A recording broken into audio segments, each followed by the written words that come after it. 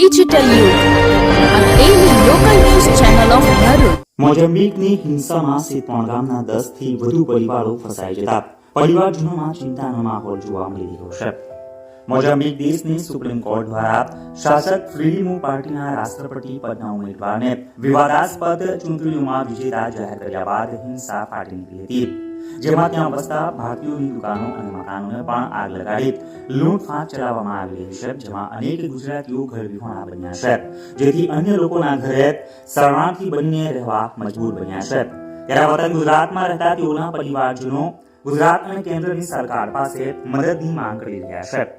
ગુજરાતના અનેક લોકો પોતાના ધંધા અને રોજગારી માટે વિદેશમાં અલગ અલગ દેશોમાં સ્થાયી થયા છે. તેઓ પરિવાર સાથે રહીને પોતાનું અને પરિવારજનોની પણ આર્થિક મદદ કરી રહ્યા છે. ત્યારે સાઉથ આફ્રિકાના મોઝામ્બિક દેશમાં પણ અનેક ભારતીયો પરિવાર સાથે સ્થાયી થયા છે. તેમાં ભરૂચના હજારો લોકો પણ ત્યાં વસવાટ કરી રહ્યા છે. જોકે ત્યાં મોઝામ્બિકમાં કોઈ ચુકાદા બાદ હિંસા ફાટી નીકળી હોવાનું સૂત્રો થકી જાણવા મળી રહ્યું છે. ત્યાં રહેતા અને ધંધો કરતા અનેક ગુજરાતીઓની દુકાનો અને મકાનો પર લૂંટ ચલાવાઈ રહી હોવાના અનેક બનાવો બની રહ્યા હોવાના કિસ્સા પણ સામે આવી રહ્યા છે. આ ઘટનાઓ બાદ ગુજરાતમાં રહેતા તેના પરિવારજનોમાં ચિંતાનો માહોલ જોવા મળી રહ્યો છે.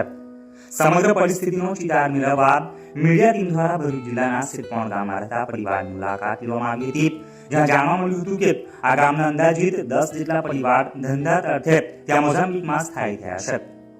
મીડિયા ટીમે ગામમાં રહેતા મહેબૂબ માટલીવાલા પરિવારની મુલાકાત લીધી હતી. તેમના 2 ભાઈઓ હાલમાં મોઝામ્બિક દેશમાં મનીષા અને મપુતોમાં રહીને વાસણની દુકાન ચલાવે છે. મહેબૂબ માટલીવાલા સાથે વાતચીત કરતા તેમણે જણાવ્યું હતું કે તેમના 2 ભાઈઓ પોતાના પરિવાર સાથે ત્યાં રહે છે, પરંતુ હાલમાં ત્યાં હિંસા ફાટી નીકળી છે.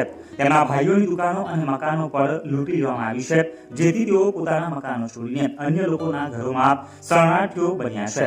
અમારા પરિવારમાં ચિંતાનો માહોલ સર્જાયો છે. 2-3 દિવસથી ઊંઘ પણ આવતી નથી. હંમેશા ભાઈ અને ભાભી જે હાલમાં પ્રેગ્નેન્ટ છે તેમની ચિંતા સતાવી રહી છે.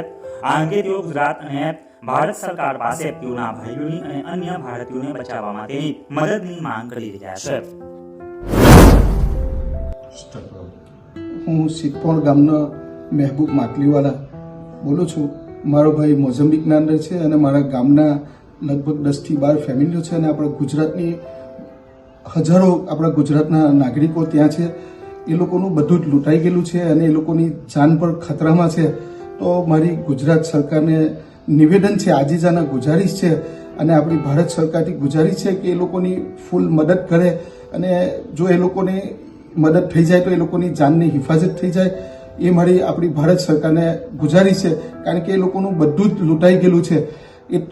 એવું સમજો કે કરોડો ડોલરનું લોકોનો આપણા ગુજરાતી ભાઈઓનું નુકસાન થયેલું છે. તો આપણી સરકારની એક રિક્વેસ્ટ છે કે કોઈ બી રીતે એમની મદદ થાય એવા પગલાં આપણી સરકાર ઇન્વોલ્વ થઈને કરે. ભાઈ ત્યાં આગળ હાલમાં કઈ પરિસ્થિતિમાં ક્યાં છે અને કઈ રીતે પોતાનું ગુજરાન ચલાવી રહ્યા છે? મારા ભાઈ અત્યારે એક બીજા ત્યાં લોકલ ફેમિલીને ત્યાં શરણ લીધેલું છે અને મારા ભાઈનું તો બધું જ લૂંટાઈ ગયેલું છે અને મારી ભાભી બિચારી પ્રેગ્નેન્ટ છે અને 10 દિવસની વાર છે મારી ભાભીને. ખબર નહીં આપણા ગુજરાતી કેટલા ભાઈઓની બિચારી ઓળતો એવી પ્રેગ્નેન્ટ હશે અને એમના જીવ જોખમમાં છે.